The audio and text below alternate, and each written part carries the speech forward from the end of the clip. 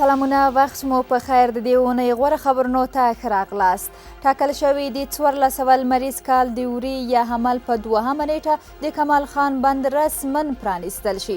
چارواکي وایي چې دغه بند د اقتصادي او صنعتي په تیره بیا د هیواد د کرنې په وده او پراختیا کې حیاتي رول لري. د کمال خان بند د جوړولو کار د هیواد د لومړني جمهور رئیس شهید سردار محمد داود خان د جمهوریت ریاست دوره کې پیل او له 40 کلن ځنډ وروسته د ولسمشر غني دوره کې د افغانستان له پرمختیایي بودیجې څخه بشپړه شو. دغه بند د 52 میلیونو مکعب مترو اوبو په ظرفیت سره په نیمروز ولایت کې جوړ شوی دی چې 80,000 هکټاره ځمکې د خړوبولو توان لري چې د کرنې په وده او پراختیا کې مهم رول لري. د افغانستان بانک وايي شاوخوا 100 میلیارډه نوي بانک نوټونه مو چاپ کړي دي. د دې بانک مسؤلینو ویلي له 1981 لمریز کال راهیسې 315 میلیارډه او 600 میلیونه افغانۍ بازار ته وړاندې شوي چې له دې پیسو څخه څه باندې 58 میلیارډه چې زاړه شوي بیرته راټولي او سوځول شوي دي.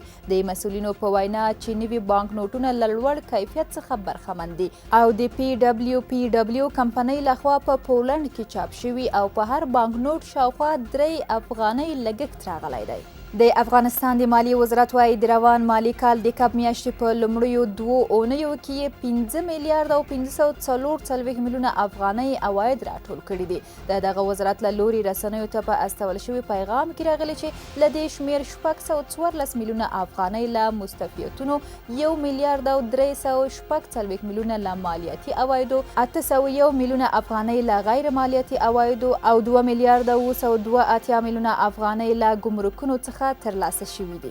د افغانستان او ترکیې ترمنځ د مالدارۍ او کرنیزو همکاریو هوکړه لیک لاسلیک شو. په دې هوکړه لیک کې د دواړو هیوادونو ترمنځ د نباتاتو، نباتي حفظ الصحې برخې، مالدارۍ او نسل نیونې، حیواني روغتیا، کب روزنه، د کرنې اوبو لګولو، څېړنې او ترویج میکانیزم کېدل او کرنیزې روزنې، د کلیو پراختیا او د خوړو صنعت شامل دي. دا هوکړه لیک په انقره کې د افغانستان د کرنې وزیر انور الحق احدي او د ترکیې د کرنې وزیر ډاکټر بکر پاکمیرلی ترمنځ لاسلیک شو.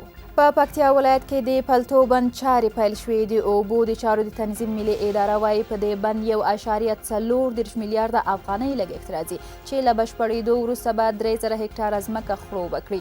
دغه بند د اوبو مدیریت، د موسمي سیلابونو کنټرول، د کرنیزو ځمکو خړوبولو، د ځمکې لاندې اوبو د سرچینو پیاوړتیا او خلکو ته د کار موندنو په برخه کې جوړیږي. د دې بند د جوړېدو د بنسټ ډبره شاوخوا 2 میاشتې وړاندې ایښودل شوې وه چې د سړې هوا له امله یې چارې له ځنډ سره مخ شوي دي.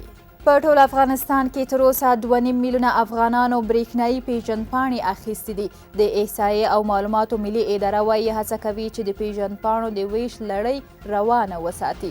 د دغې ادارې د معلوماتو له مخې اوس مهال شاوخوا 3 میلیونه نورو کسانو هم د برېښنایي تذکرو د اخیستلو لپاره په آنلاین بڼه نوملیکنه کړې ده. د برېښنایي پیژندپاڼو د ویش لړۍ داسې مهال د تیزیدو په حال کې ده چې افغانستان کې په کاغذي تذکرو د پاسپورټ په صادرېدلو بندیز ولګېد. په ټول هیواد کې د 22 میلیونو نیالګیو د کینولو کمپاین پیل شو. د افغانستان د چاپیریال ساتنې اداره وايي تیر کال ټول هیواد کې د نیالګیو د کینولو کمپاین په لړ کې 23 میلیونه نیالګي کینول شوي وو.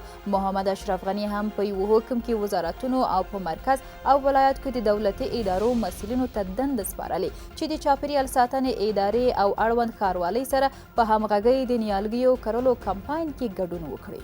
په لغمان، هرات او خوست ولایتونو کې د 4 ښوونځیو لپاره نوې ودانۍ جوړې او ګټې اخیستنې ته وسپارل شوې. د پوهنې وزارت وایي چې د دغو ښوونځیو په جوړولو 119 میلیونه افغانۍ لګښت راغلی چې د درسي ټولګیو په شمول ټولې اړینې اسانتیاوې پکې برابرې شوې دي. دغه وزارت زیاته کړې چې د دې ودانیو په جوړېدو سره شاوخوا 2000 زده کوونکو ته د زده کړې مناسب درسي چاپیریال برابر شو. د افغانستان د ټولګټو وزارت وايي په پام کې لري د څه باندې 360 کیلومتره په اوږدوالي څو مهم سړکونه تر بیا رغونې وروسته ګټې اخیستنې ته وسپاري.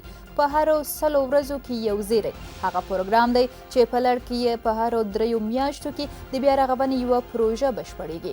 د ټولګټو وزارت ویلي د سړکونو د بیا رغونې په دغو پروژو کې د کرنې انګور اډې سړک، د کندهار سپین بولدک د سړک یوه برخه، د سپین بولدک خورابک سړک، د هرات بادغیس مریض د سړک یوه برخه او د شبرغان سرپل سړک شامل دي. سږکال په میدان وردګو ولایت کې له 1.10 ټنو زیات شات تولید شوي دي. ځایي چارواکي وایي چې دغه ولایت کې د شاتو مچیو 111 کوچني او لوی فارمونه موجود دي او هڅه کوي څو د ولایت کې د شاتو مچیو د روزنې صنعت ته نور هم وده او پراختیا ورکړي. د میدان وردګو ولایت د کرنې ریاست وایي چې دغه ولایت کې ډیری ایټالوي ډوله مچۍ دي چې په پسرلي، دوبي او مني کې په بیلابیلو ولسوالیو او کلیو کې چې مناسبه هوا او چاپیریال ولري ساتل کیږي. قدرمنو لیدونکو دا د دې اونۍ غوره خبرونه چې تاسو ته مو وړاندې کړل تر بیا ښې چارې.